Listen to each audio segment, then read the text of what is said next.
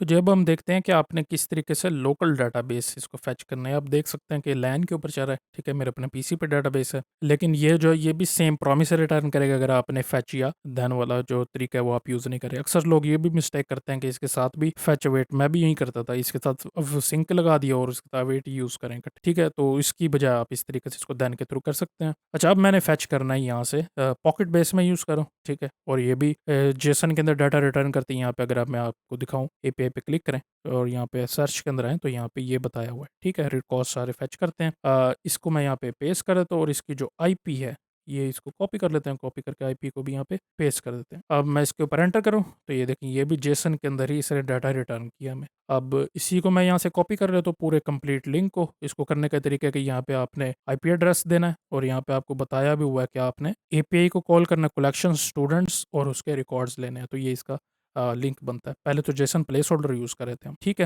इसको कॉपी कर लेना, कॉपी करके यहाँ पे आके पेस्ट कर देंगे, ठीक है? इसको रिफ्रेश करते हैं तो ये देखें, इसने यहाँ पे आइटम्स को सर्च किया। अब यहाँ पे आप रिजल्ट के अंदर से आइटम्स लेनी है तो आइटम्स यहाँ पे कर दें। इसको सेव करेंगे तो ये देखें, ये स्टूडेंट्स जितने भी हैं उनकी आइटम्स यहाँ पे शो होगी, ठीक है? यानी कि ये अरे रिटर्न हुई, या अब अरे के थ्रू हम लूप भी इसको कर सकते हैं।